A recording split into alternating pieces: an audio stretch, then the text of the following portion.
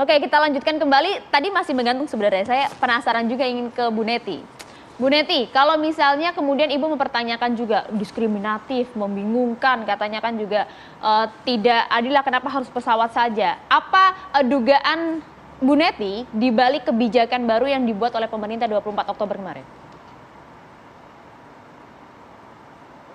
Tidak berasumsi ya, tapi artinya kita punya pengalaman pada saat awal pandemi kita kehilangan masker, sulit mencari alat pelindung diri begitu ya, termasuk juga berbagai kelangkaan yang dihadapi oleh masyarakat.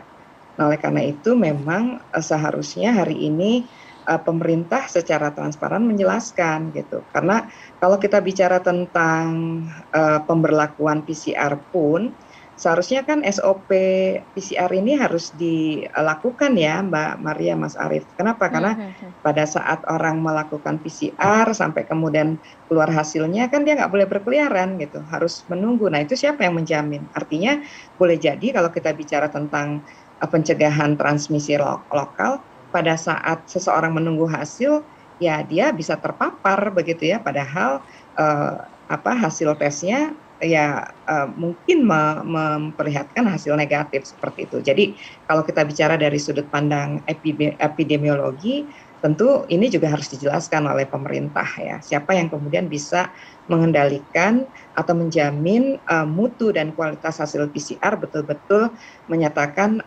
kondisi negatif dari paparan virus corona 19. Itu yang kalau kita bicara dari sudut pandang epidemiologi. Yang kedua tentu saja dari sekali lagi ya, dari sudut pembiayaan yang menurut saya ini sangat memberatkan. Jadi artinya wajar kalau kemudian masyarakat mempertanyakan, karena pada saat awal pandemi kita tahu lah ya, untuk mendapatkan hasil PCR itu ada yang bisa mau perlu sehari, 2 hari, atau yang hasilnya normal 3 hari, seperti itu ada yang 4 hari. Itu kan berbeda harganya. Nah ini kan mengindikasikan memang ada ya, artinya yang menentukan harga eceran tertinggi dari PCR pada masa awal pandemi. Nah sekarang kalau memang pemerintah mengatakan tidak ada bisnis sama sekali, ya sekarang harusnya dibuktikan juga dengan keterjangkauan harga yang bisa diakses oleh seluruh lapisan masyarakat.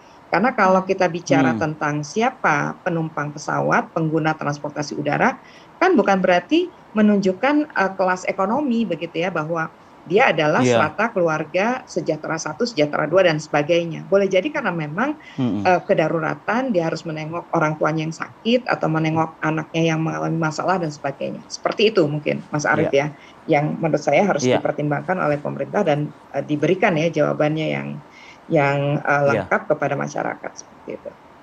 Bahkan Ketua DPR kan juga sudah minta ya harganya kalau bisa disesuaikan lah ya kondisi saat ini begitu, setidaknya setengah harganya lah gitu, didukung juga oleh Bu Susi Pujiastuti. Mas Heri, mungkin kayakan informasi untuk kita semua ya Mas Heri. Ini berlaku memang di penerbangan ya, maskapai penerbangan. Bagaimana dengan bus, kereta api juga gitu ya? Kenapa tidak diterapkan PCR Mas? Karena saya bukan orang yang ahli hitung-hitung sih. Tapi begini Mas, kan kalau kita naik bus gitu ya, misalnya kan lebih ada yang perjalanannya lebih dari 2 jam gitu loh Mas Heri. Nah itu kan pakai AC juga, tertutup juga gitu ya dalam lingkup sirkulasinya. yang kecil juga.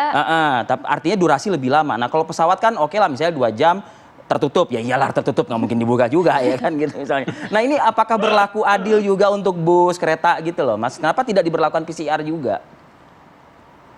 Iya Mas Arief, kondisi-kondisinya kan berbeda ya antara pesawat dan moda transportasi lain gitu, dari bus gitu ya.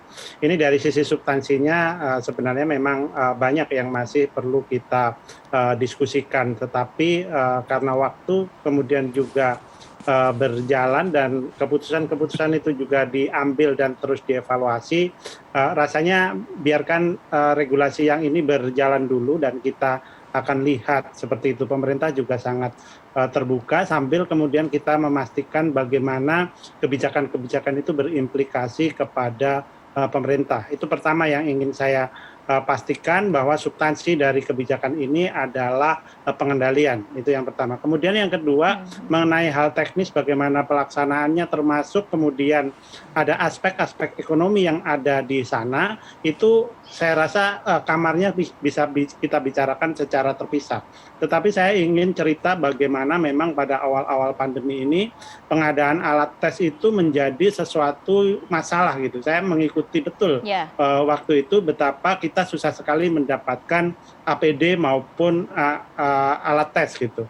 Tetapi semakin ke sini akses kita juga semakin mudah dan harganya juga bisa semakin murah. Kita bisa mengikuti dari 900.000, kemudian 500.000, dan sekarang sebenarnya hukum pasar itu juga berlaku, Mas Arief, karena sejumlah maskapai bisa menyediakan atau mendapatkan vendor untuk tes PCR itu hanya 250.000. Jadi ini logika pasar ini bergerak sendiri, dan rasanya kalau kita semakin ke sini dari sisi supply juga mencukupi, kemudian demand mungkin sekarang juga berkurang, maka harga juga akan semakin bisa rendah gitu. Apakah kemudian perlu ada intervensi pemerintah untuk mematok harga eceran tertinggi? Itu sudah 2 kali dilakukan pemerintah dan itu sangat mungkin terjadi untuk memastikan berapa harga keekonomiannya. Karena pada awal yang 900 dulu itu juga melibatkan BPKP untuk mengecek berapa kira-kira harga disesuaikan dengan alur supply dan demand gitu. Jadi memang ini sesuatu yang terus berubah. Saya nggak melihat sebagai sesuatu yang permanen juga, menyangkut aspek harga ini. Kemudian dari aspek regulasi juga bukan sesuatu yang permanen, apalagi kalau kita dalam 2 atau 3 pekan ke depan bisa mengendalikan penularan ini atau menekan tingkat penularan ini di tingkat yang level rendah seperti saat ini. Ya, kita akan tunggu nanti bagaimanakah juga keputusan dari pemerintah, apakah memang ada perubahan harga, kalau memang ternyata respon dari masyarakat cukup besar nih terkait dengan kebijakan ini. Kita akan ajak Bu Neti, Mas Heri, dan juga pemirsa untuk melihat bagaimanakah kondisi di Bandara Soekarno-Hatta Tangerang. Ada rekan saya Rusdi Muslim di sana. Mungkin Rusdi juga sempat berbincang dengan beberapa masyarakat di sana, para penumpang merespon dengan kebijakan ini. Apakah juga terpengaruh juga Rusdi dengan tingkat penumpang yang kemudian melakukan perjalanan di tengah kebijakan baru menggunakan PCR ini, Rusdi? Ya, Maria, Serta Aripadil dan pemirsa, dapat saya kabarkan dari Terminal 3 Bandara Soekarno-Hatta, di mana memang sejak pukul 00 pemerintah memberlakukan penerapan para penumpang pengguna jasa moda transportasi udara dengan dokumen kesehatan PCR. Namun begitu, Maria, dapat saya kabarkan memang sempat ada sosialisasi dari mulai sejak tanggal 20 hingga tanggal 24 hari ini. Namun begitu, berdasarkan surat edaran nomor 88 Kemenhub tahun 2021, di mana memang ada 3 perubahan, yaitu para penumpang yang menggunakan moda transportasi udara itu wajib menggunakan PCR. Yang kedua, anak 12 tahun, di bawah 12 tahun sudah dapat menggunakan moda transportasi udara. Yang ketiga adalah terkait masalah keterisian pesawat boleh dilakukan 100%. Namun begitu, Maria, dapat saya kabarkan memang tanggapan dari para penumpang untuk kali ini cukup kompak. Mereka merasa keberatan dengan diterapkannya kembali dokumen kesehatan PCR. Namun begitu, Maria, yang menarik adalah para pekerja di bandara juga mereka berkomentar bahwa mereka khawatir jika memang diterapkan kembali PCR, maka yang ditakutkan adalah bandara kembali sepi, di mana memang sejak 2 minggu lalu memang tren kenaikan sudah terjadi. Dapat saya kabarkan memang di jam yang sama untuk kali ini, memang jika kemarin terjadi peningkatan atau kepadatan di area check-in counter, namun untuk kali ini saya belum melihat adanya antrian yang berarti. Namun saya dapat kabarkan, Maria, memang di Terminal 3 ini hanya ada 2 maskapai penerbangan domestik yang melakukan perjalanan, yaitu maskapai Citylink dan Garuda. Namun begitu, biasanya di akhir pekan ini penumpang cukup penuh. Dapat saya kabarkan demikian, Maria dan Aripadil. Ada secara spesifik, ada yang keberatan nggak sih dengan pemberlakuan per 24 Oktober 2021 ini? Ya, Aripadil, kalau dari sisi penumpang, jika penerapan memang dimulai hari ini, itu para penumpang rata-rata merasa keberatan. Hal ini dikarenakan harga PCR yang dikatakan masih tinggi jika dibanding dengan penggunaan dokumen kesehatan antigen. Namun begitu, dapat saya kabarkan kembali, para pekerja bandara juga melakukan kekhawatiran. Mereka yang biasanya melihat ada peningkatan jumlah penumpang, dikhawatirkan mereka melihat terjadinya penurunan jika dilakukan penerapan PCR ini. Demikian dari Fadil. Baik, Oke. Rusdi Muslim, terima kasih laporan langsung Anda dari Bandara Soekarno-Hatta, Tangerang, Banten ya.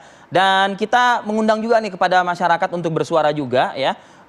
Di nomor telepon yang kami hadirkan di layar kaca ada nomor 021-461-0322. Anda bisa menghubungi kami dan juga boleh memberikan masukan lah atau saran lah gitu ya. Mari mumpung ada Mas sama-sama Heri di sini kan. sama-sama kita membangun negeri ini dengan saran-saran yang positif. Wah, menarik. Kita ya. tunggu saran-sarannya, nanti bisa berbincang langsung bersama dengan Mas Heri dan juga Bu Neti usai jeda saat lagi di Apa Kabar Indonesia Pagi pemirsa.